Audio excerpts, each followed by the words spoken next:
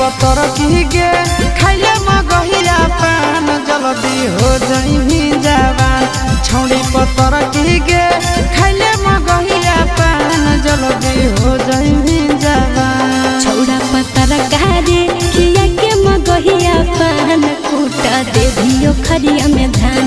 छौड़ा पतर गारे किया के मगहिया पान कूटा दे दियो खरिया में धान।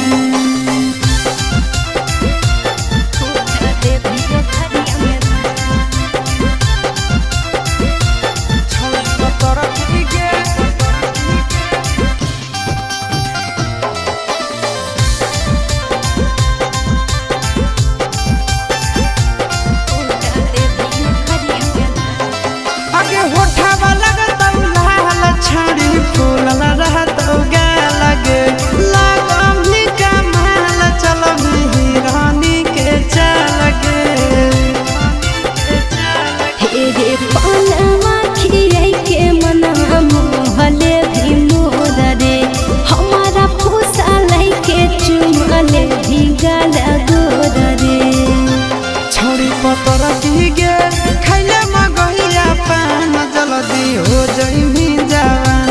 छौड़ा पतर गारे किया के मगहिया पान कूटा दे दियो खरिया में धान।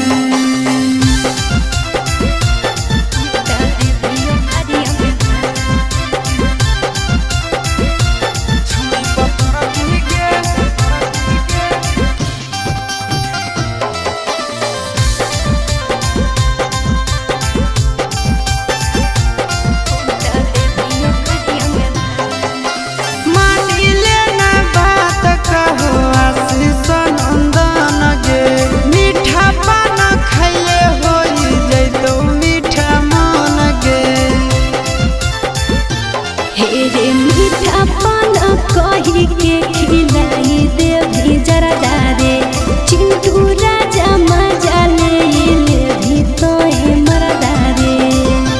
छौड़ी पतर की गे खाइले मगहिया पान जल्दी हो जाइमी जवान। छौड़ा पतर गारे किया के मगहिया पान कूटा दे दियो खरिया में